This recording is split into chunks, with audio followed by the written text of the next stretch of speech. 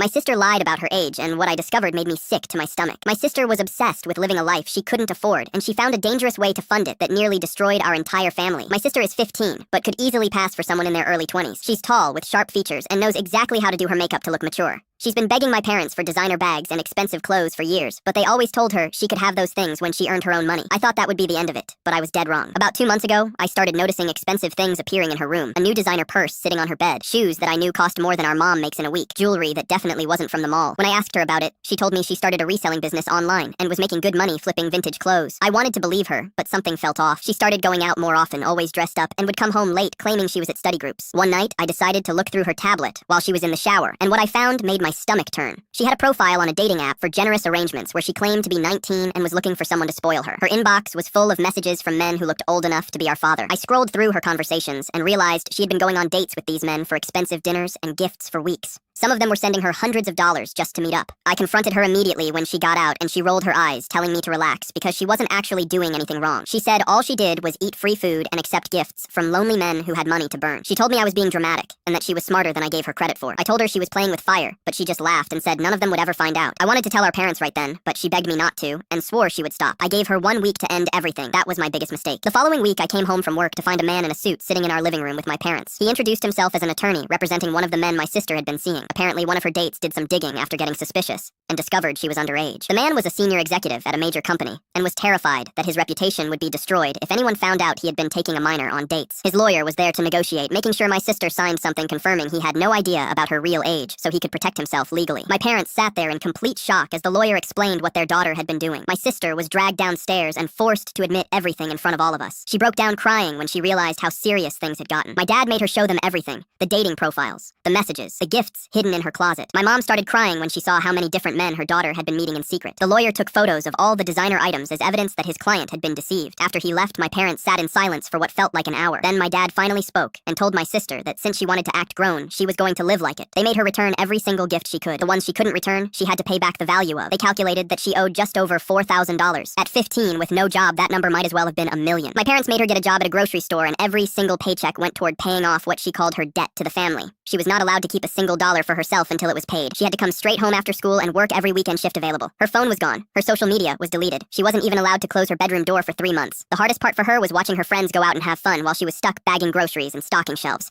She cried constantly for the first month, saying it wasn't fair that one mistake could ruin her whole life. I told her she was lucky it only ruined her year and not her actual life because things could have gone so much worse. It took her 7 months to pay everything back. She apologized to our parents, saying she finally understood she had put herself in real danger. They forgave her and lifted the restrictions. She's been nothing but responsible since.